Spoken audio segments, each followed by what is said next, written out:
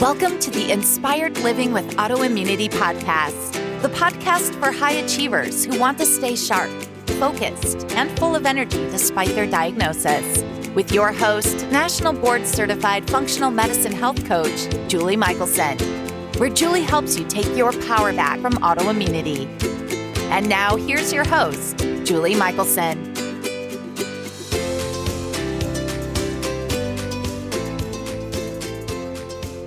Welcome back to the Inspired Living with Autoimmunity podcast. I'm your host, Julie Michelson, and today I'm joined by Dr. Eric Osansky, and we're talking about all things thyroid, including the rarely addressed hyperthyroid condition, Graves' disease. Dr. Eric is a chiropractor, clinical nutritionist, and certified functional medicine practitioner who helps people recover from thyroid and autoimmune thyroid conditions. Our conversation will cover differences and similarities between Hashimoto's and Graves', including symptoms, triggers, and treatment pathways. If you have questions about thyroid health, you're in the right place. Dr. Eric, welcome to the show. I'm so excited to have you here. Yeah, same here, Julie. Appreciate the interview and look forward to hopefully sharing some great information with your listeners. I have absolutely no doubt. I always love to start out asking, how is it that you got to be doing what you're doing? I'm guessing when you were a young boy, your dream wasn't to be submerged in this world. So tell us a little bit about your story.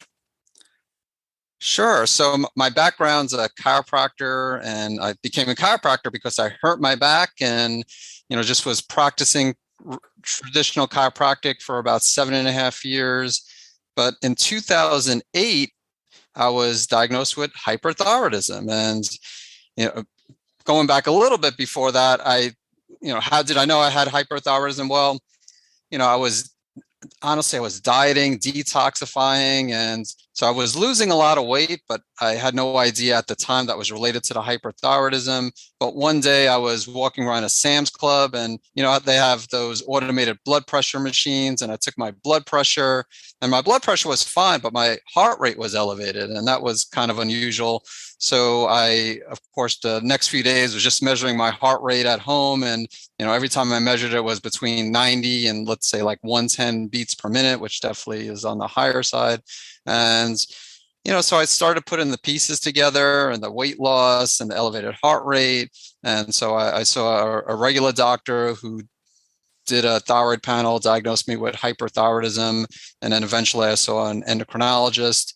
And the endocrinologist did some additional testing and diagnosed me with Graves' disease. And at that point, I knew I was going to take a natural approach just because of my backgrounds. And so I changed my diet and did some testing and took supplements. I'm sure we'll talk about some of these things here. And long story short, since 2009, I've been in remission. And at that point, when I was in remission, I just decided to make the transition from practicing chiropractic to helping people with, thyroid, autoimmune thyroid conditions. And that, in a nutshell, is my background. And I always feel like I'm cheating because the whole purpose of this podcast is to let people know they can reverse their symptoms, they can create remission, they can heal. Without a doubt, everybody that comes on has, if not, some kind of personal healing story, if not their own, it's a loved one. And so I'm so excited to dive into, most people have heard, and I've had several episodes that address Hashimoto's, right? So a lot of people, when they hear autoimmune thyroid, that's what they think of. They think of low thyroid. Often we think of, I don't know, maybe that's because that's when I got it. I think of women in their 40s, right? Or perimenopausal women who've had other autoimmunity, although it's more common younger and younger, but Graves is much more rare, and yet they're both autoimmune thyroid issues. So I want to dive into some of those differences and then that overlap, because people say to me all the time, and I have my RA the Right Way program, and somebody will contact me and they'll say, well, can I work with you? I don't have RA, but I have it doesn't matter, fill in the blank. And you and I were talking before we hit record, as far as there's certain approaches that are just across the board going to, address autoimmune issues in general. And yet the symptoms for the two are so different. So I think people hear Graves or hyperthyroid, and there's an urgency. It's almost really a 180, right? Sometimes it takes people a really long time to get diagnosed with Hashi's because their symptoms just aren't that alarming for providers. And I feel like the reverse is true. If somebody in the Western medicine world tests and finds out you're hyperthyroid, there's this urgent, get it taken care of. And I want to start there because of that, I feel like there's an urgency to find the functional medicine practitioner that can help you, or that alternative practitioner that can help you, because, share a little bit about that typical endocrinology route. What did they want to do for you or to you when you were diagnosed? Sure, we could talk about all that. And so you're right, definitely with hyperthyroidism, there's more urgency, and it's usually diagnosed a lot faster, because with Hashimoto's, the process, they're both autoimmune processes, but with Hashimoto, some of the symptoms could be attributed to so many other things. So when someone experiencing fatigue, for example, a lot of different things can cause fatigue, or, weight gain. And, just so a lot of people just attribute it to, well, I've just been working too hard, and, just diet as far as weight gain. And so and then if they go see an endocrinologist, they might not even show up as being hypo with the blood test. Sometimes maybe subclinical hypothyroid, where the TSH is normal and thyroid hormone levels are at least within the lab range. But it does take most of the time years for it to affect the thyroid gland. So with hyperthyroidism, if someone is having a lot of weight loss, which isn't always the case with hyperthyroidism, just one of the more classic symptoms. And I lost 42 pounds when I dealt with hyperthyroidism. Wow. So that was a lot of weight. And then, as I was giving my story before, when combined with the elevated resting heart rate and heart palpitations, some of these symptoms could be pretty extreme and scary. So most people aren't going to wait around to see their doctor. They're usually going to eventually, sooner than later, get diagnosed. And so yeah, big difference between Hashimoto's and Graves' disease. Hyperthyroidism and hypothyroidism, of course, are the symptoms. And sometimes it could be overlap. People with Hashimoto's can definitely get hyper symptoms. Usually it's more transient, whereas people with Graves' disease, again, they could also experience some hypo symptoms, but usually the hyper symptoms are more prominent. And, I mentioned a few of them, and you could get decreased muscle mass and, loose stools, diarrhea. Again, it's just a lot of different symptoms that, again, are, like you said, kind of the complete opposite with Hashimoto's, where you're most of the time gaining weight, and you have coldness, where, again, you have more like heat intolerance with the hyperthyroidism. And as far as when I went to my endocrinologist, and it was only a single visit, honestly, because, again, I knew I was going to take a natural approach. So I just wanted to really get that official diagnosis, and I didn't have the knowledge now that I had back then. So, I did want to see a specialist, and quite frankly, I think it's a good idea for most people to at least get that initial diagnosis and see, an endocrinologist. But when I saw the endocrinologist, she recommended antithyroid medication, methimazole specifically, which is commonly recommended for hyperthyroidism. A lot of endocrinologists do pressure their patients to receive radioactive iodine, which is ablating the thyroid, as well as thyroid surgery. And honestly, she did not pressure me. She was one of the rare cases. And again, back then I didn't know any better. But then as I've been working with patients over the years, I realized it's very common for them to at least bring it up and many times pressure. But she was more laid back. She did recommend the antithyroid medication. And again, I chose not to take that. And we could talk more about that. I took an herbal approach to manage the symptoms. But yeah, the urgency that we were, again, chatting before this about how many endocrinologists panic, and, they just are scared to death of the person being hyper. And, of course, the medication can do the job, but to be fair, side effects are common. So I'm sure they're also concerned about the side effects of anti-thyroid medication, but everything's risk versus benefits. And I think it's a little bit extreme, especially when it's an autoimmune condition, it's not primarily a thyroid condition, to have the person, either ablate their thyroid gland or to remove the thyroid.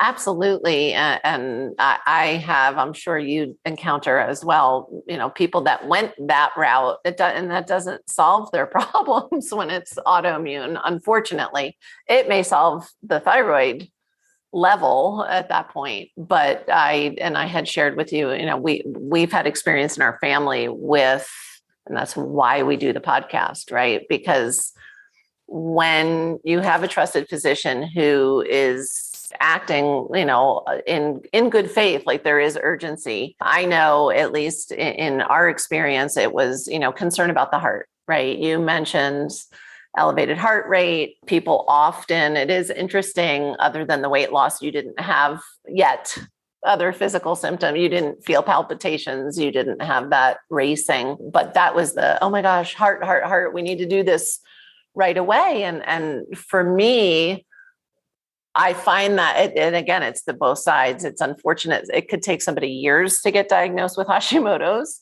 And it's unfortunate that people feel then a sense of panic and like you need to take action immediately to fix this. Not everybody has that first instinct of like, oh, I think I'll check other approaches. So you mentioned that you used, and we don't have to get into, you can get as specific or not. I know this is not medical advice, everybody. We're sharing stories, but again, we went from, you need this anti-thyroid medication. And again, many people hear, or ablation or removal. And you were able to, you mentioned herbs. I know there was diet change. Let's talk a little bit about, okay,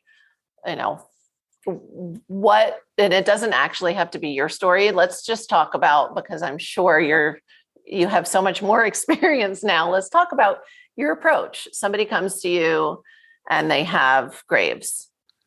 What does that look like? Where do you even start? Sure. Well, like many other practitioners, of course, I have them fill out, a comprehensive health history and all that good stuff. But one of the first things I do want to make sure that they're doing is keeping safe. So if they're taking anti-thyroid medication and if they're tolerating it well, really no side effects or minimal side effects, and if they're okay with taking it, I'm definitely not going to try to talk them out of it, and which I can't anyway. I'm not, if I'm not the prescribing doctor, so I would never do that anyway. But honestly, a lot of people need to take the anti-thyroid medication. So in my situation, when I dealt with hyperthyroidism and I was given the methimazole, I dismissed it initially, but my thought process was, let's go ahead and try to manage the symptoms naturally. And if it didn't work, then I would be open to taking the anti-thyroid medication. But there's, as you mentioned, we're not giving specific recommendations, but there's an herb called bugleweed, and there's another one called motherwort, and bugleweed has anti-thyroid properties. So it helps to lower the thyroid hormone levels. And so I figured I'd give it a try. And when I dealt with hyperthyroidism, when I had Graves, I didn't know anybody else who successfully used these methods. So I was skeptical, but I just figured I'd give it a try, and the bugleweed worked really well with me. It doesn't work with everybody. I'd say probably like 70% do fine, but that's why if someone's taking anti-thyroid medication, you don't want to just make the transition because you don't know if the bugleweed will be effective. And again, different story if you're having a lot of side effects or if it's elevated liver enzymes. So that's number one, as far as making sure, they're safe. And again, it could be either medication through their prescribing doctor or an herbal approach. And then after that, just trying to find the triggers and underlying imbalances. And I mean, some of this could be accomplished with a health history, but I do like to do different types of testing.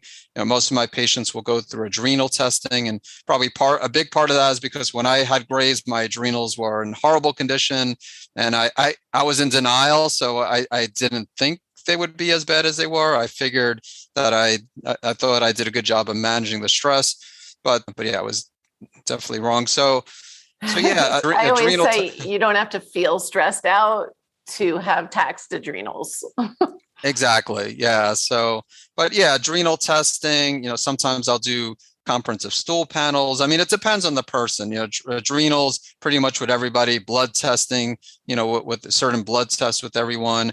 And then really on a case by case basis, I try to be more conservative with the testing, but it does depend on the person. If someone's having a lot of gut issues and you can't always go by symptoms. So sometimes it's challenging, but you got to start somewhere. And so I use the case history and the initial consultation as the starting point to determine what tests the person will need or I think they need. And then when we get the results, give recommendations based on that. I mean, initially I will also do things to help with inflammation, like a lot of other practitioners do when it comes to autoimmunity, things such as making sure they have sufficient omega-3s and agents to help with the gut, like probiotics. And like I said, it depends on the person. I try not to overload them with supplements, especially in the beginning, because I want to try to find answers. Right.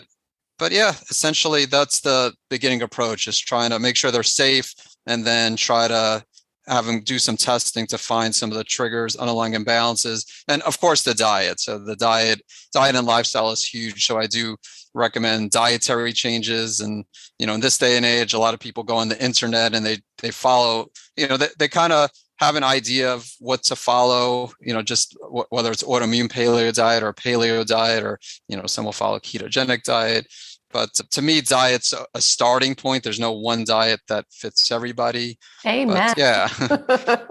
Yeah. But it is important, of course, to eat a clean, healthy, anti-inflammatory diet.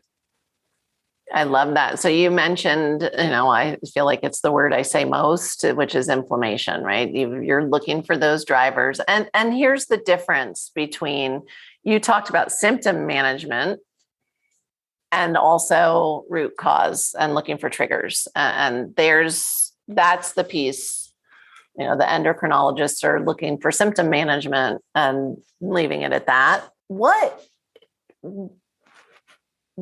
do some people get Graves? Like, what you hear autoimmune thyroid and we can all kind of wrap our head around, okay, fine, it's targeting thyroid, but what would drive Graves? And I don't know that there, I personally really want to know your answer to this one. I don't know that there is an answer. It's probably like diet, not one thing, but how does that even happen? So you probably heard of the triad of autoimmunity, the three-legged stool of autoimmunity, and that really applies to different autoimmune conditions. So there does seem to be a genetic predisposition. But as you know, just because you have the genes doesn't mean that you're going to develop a specific health condition. So the other two components are equally important. And so number two would be exposure to one or more environmental triggers. And then the third component is an increase in intestinal permeability, which is a medical term for a leaky gut. And so in my case with Graves' disease, when I did certain testing, I'm sure stress was one of the main triggers. I look at 4 categories of triggers. So food, stress, infections, and chemicals. And, you could have multiple triggers. So, stress, I think it's safe to say in most people is at least a factor. It doesn't mean it's the only trigger. Many times that's not the case. So that's where, again, diet comes into play and eliminating common food triggers. And some people might have a gut infection such as H. pylori, or, there's some evidence that viruses like Epstein-Barr at least might play a role. And, still we're learning a lot, but, so the triggers and then the gut, most of the immune system cells are in the gut. You need a healthy gut to have a healthy immune system. So it does make sense that if the gut is compromised, that at least could be a factor when it comes to autoimmunity. So those seem, when it comes to different autoimmune conditions, at least as far as we know now. And there's, there are other factors. I don't want to get too into detail, but like regulatory T cells, which keep autoimmunity in check. But then again, what affects the regulatory T cells and cause them to get lower? So I really try to make it simple and stick with those 3 factors, because if you address, well, again, you're not going to address the genetics, but if you remove the triggers, heal the gut, most of the time that will help greatly in getting the autoimmune condition in remission. Absolutely. And I love that you hit on, I remember when I first started this work, actually, when I first was knee deep, maybe elbow deep in my journey before I even started this work, and I learned about root causes and triggers, and I was looking for my root cause, singular. And you'd hear that, right? Functional medicine is root cause medicine. And I don't know that I've ever encountered anybody where it's just one thing, right? Because I look at, when you say, diet driving inflammation, well, that's a stressor, or, all of these things kind of cross categories, and nobody lives in a bubble. And so, like you said, stress may not be the main driver, but it plays a role. And so I, just like anybody that finds me and comes to work with me, that I've yet to encounter somebody who didn't have gut permeability. Because by the time they've got 1, 2, 3, 4 autoimmune diagnoses, and they find somebody like me, or often like you, it's just a known factor. And yeah, we test. I don't even use permeability testing, because I always do to create that personalized diet. We're always, as we're healing the gut, looking at food sensitivities. And when somebody has a 2-page list of immunoglobulin responses, I know you have leaky gut. We could spend more money. We can check, some people want they want the data, but it just is at this point a known factor, I think. Yeah, I agree. I used to do a lot of leaky gut testing using, I use Cyrix Labs, their intestinal permeability antigenic test. And, I found just about everybody tested positive. And when they were negative, I would question, is it a true negative or a false negative? And so either way, I started just assuming everybody. Exactly. And the downside of those tests is that they don't tell you what is causing a leaky gut. So you spend a few $100s, you have a leaky gut, but it's really not helpful, I don't think, in the healing process, because regardless, like you said, you want to focus on the gut, because I don't think also I've encountered anyone with a perfectly healthy gut. Now I come across people who have no gut symptoms, where they're like, oh, I feel fine, my bowel movements are fine. But again, that doesn't necessarily mean that they have a 100% perfectly healthy gut. I don't think really anybody in this day and age has it with all the exposures, the glyphosate and everything that's out there. I was going to say, I don't think you can step foot on the planet, but it's actually even, I know my daughter was born with multiple toxicities because she lived in my cesspool of a womb for 9 months. So yeah, you don't even actually have to already be standing on the earth. Our exposure level is just greater than we can typically manage at this point, unless we're addressing it, unless we're doing these things. So you look for the triggers and you address those, is what you're saying. But number one is make sure the symptoms are managed while you're kind of doing this other. So you're using testing, you're using history. It sounds like it's a process. You mentioned no one diet, and you mentioned a few different, what I would consider good approaches diet wise. Do you have a preference, or how do you guys, say somebody comes in and they're on the standard American diet, when they get to you, where do you start? What is your process with diet for that thyroid issue? Yeah, good question. So, I do like autoimmune paleo as a starting point. Like I said, there is no perfect diet for everyone, and you have to make modifications for some people. If someone's following just a standard American diet, it might be a real difficult transition to go into AIP. So they might make the switch initially to regular paleo, like standard paleo, even Mediterranean. If someone's eating McDonald's, or other types of fast food on a regular basis, and a lot of refined foods and sugars, then again, the number one goal is to try to eliminate the refined food, sugars, unhealthy oils. Just try to eat in as much as you can, stick with the whole food, try to eat organic. I mean, even without following AIP strictly or paleo, that's a Sure. big task for a lot of people.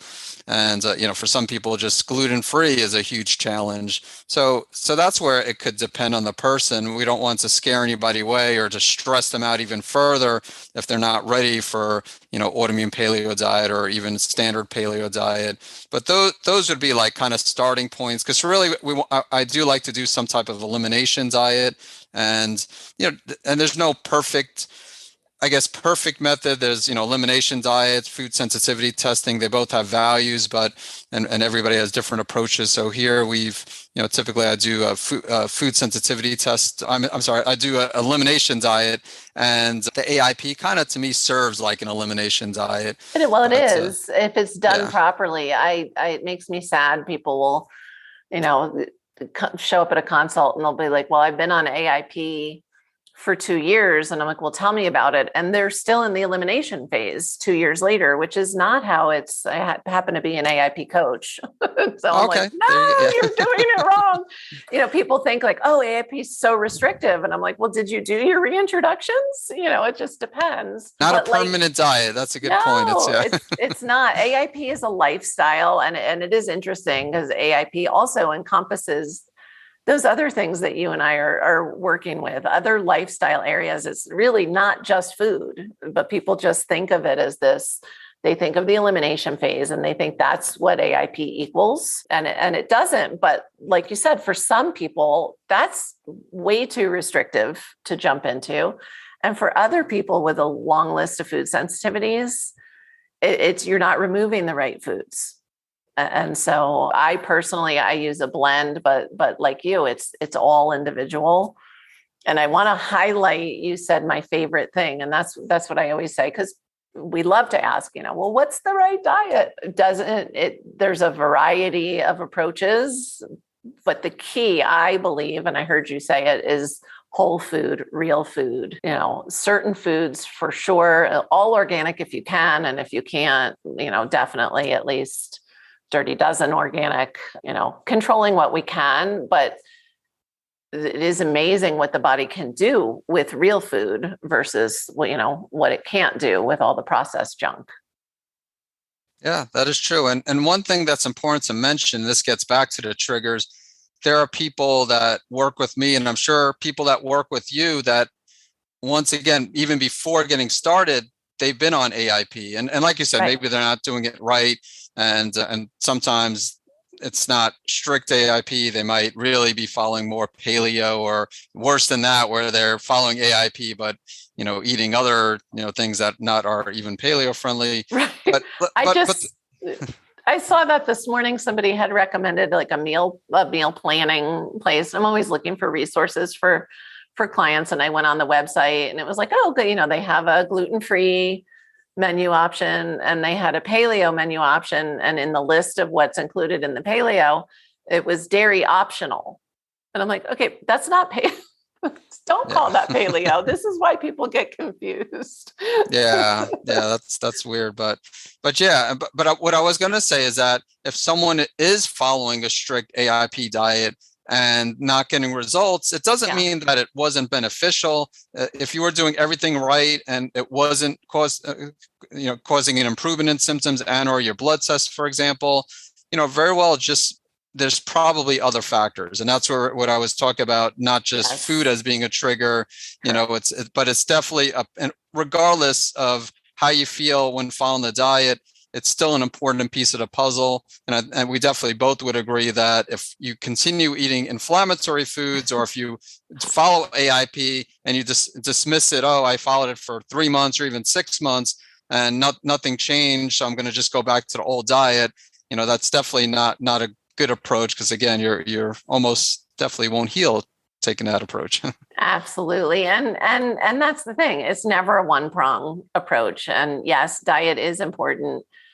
3 or 4 years ago, that was always for me, like kind of the low-hanging fruit, the easy starting point with people. Typically these days, I collect information about diet. We don't even start making diet changes until we start with stress management, because I have seen people like you have come in and their diet is dialed in, even, for them individually, but their symptoms haven't changed at all. And it's like, oh, well, what's your stress management routine? Oh, I don't have one, or, and again, it doesn't mean if you just focus on stress, you're going to heal either. We have to hit all of these areas, and it's a process.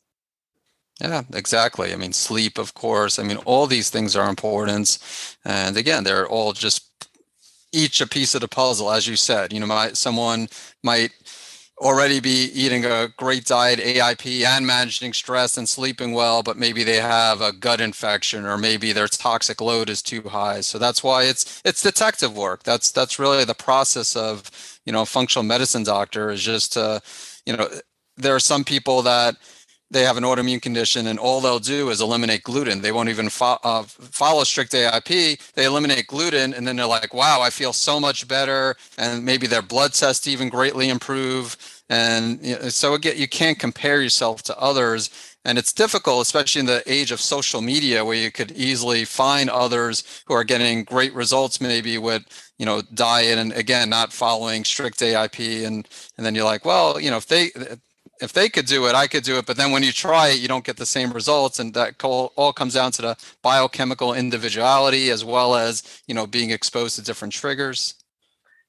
I love that. And I always say, like you're saying, we know there's certain things everybody should do. And I joke, I say diet should be individual. It should be whole food. And if you have an autoimmune condition, you should not eat gluten. Like that for me is and that's my own personal opinion because of the research based on science, but that gluten does not serve anybody with autoimmunity. If you take the time to heal and really do that work, to me, it doesn't make sense to put gluten back in. And there's no nutritional value. It's not like these are nutrients we can only get from eating bread or pasta. That's not required. But then, beyond that, when people ask me all the time, well, I'll eat what you eat. Tell me. And I'm like, I hope you don't have as restricted of a diet as I seem to need to have to feel amazing. So that's the other point, as far as we mentioned, the AIP elimination phase is restrictive, and it's supposed to be a phase, or whatever elimination plan you're doing. What are your feelings about that? Are there things you tell people? Do you tell people, avoid gluten completely, or do you tell them, what's your approach on what people should or shouldn't be eating long term?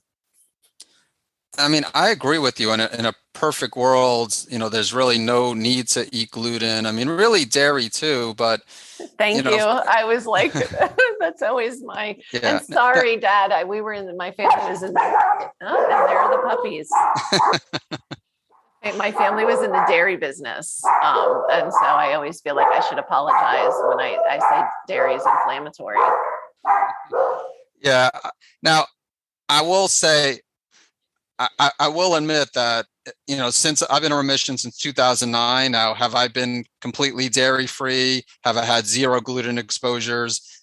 I'd be lying if I said, and some people are definitely better than me. And, and because like you said, there are some people that flare up when they, get exposed to even a small amount of gluten, but you're playing with fire. And same thing, and all the gluten exposures, that I've had over, the last, 12 plus years. And, same thing with dairy. It also could, there's health benefits, but there's so many other health benefits to the other foods too.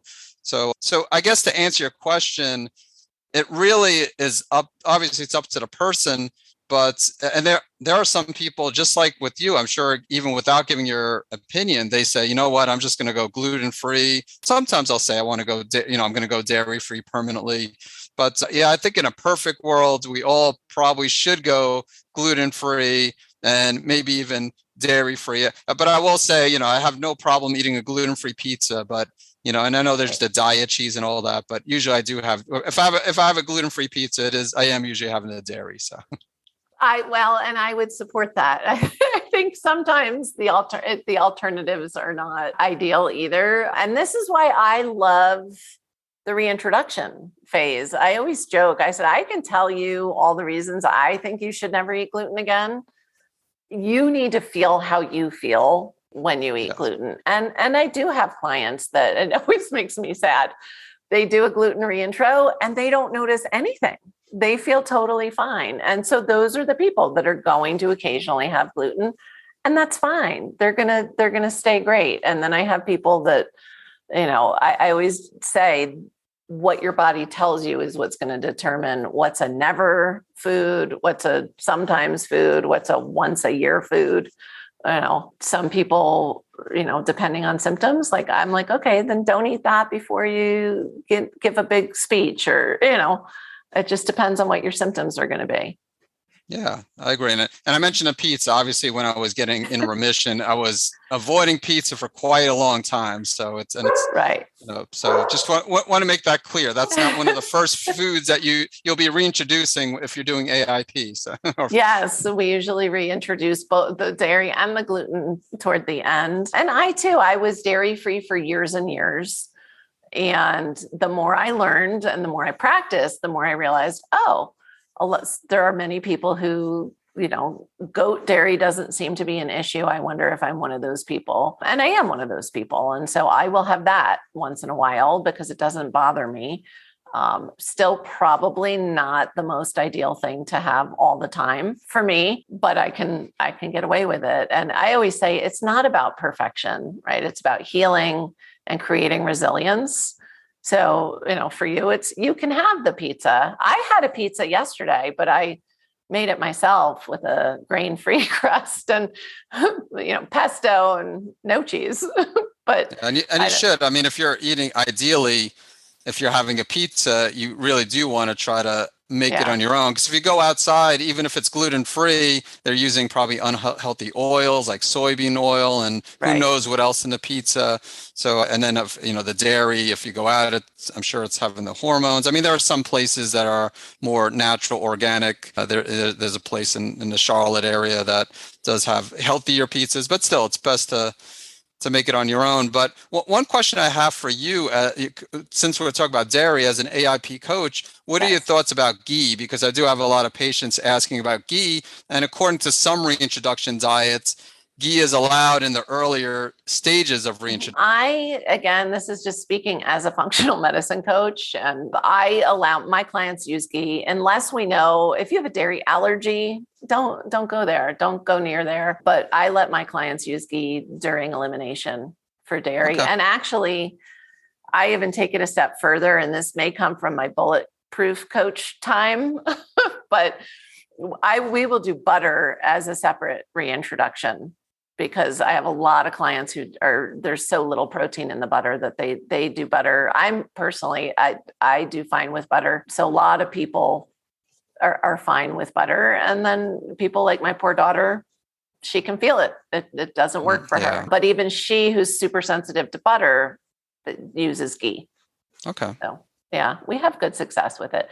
I used to be, this will be my first time cursing on the podcast. I used to be a hard ass. I used to be all about perfection. And now I'm about, realistic. What's your lifestyle? Make it sustainable and, control and reduce where we can so that we can handle what we're not controlling.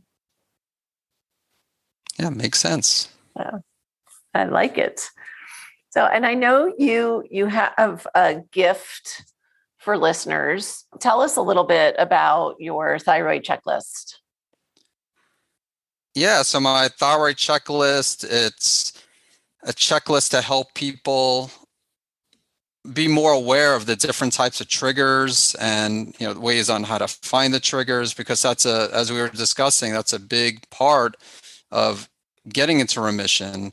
As we mentioned, the genetics we can't control, but we can do things to find or remove the triggers. And I mentioned the four main categories of triggers, but then there are different triggers within each category. So with the thyroid checklist, to help with awareness and, how people could find those triggers. That's amazing and so helpful because it allows, you said, functional medicine practitioners are detectives. It allows people to start their detective work, right? You can share what you find through using the checklist with your practitioner. And, because as you mentioned earlier, it is such a process.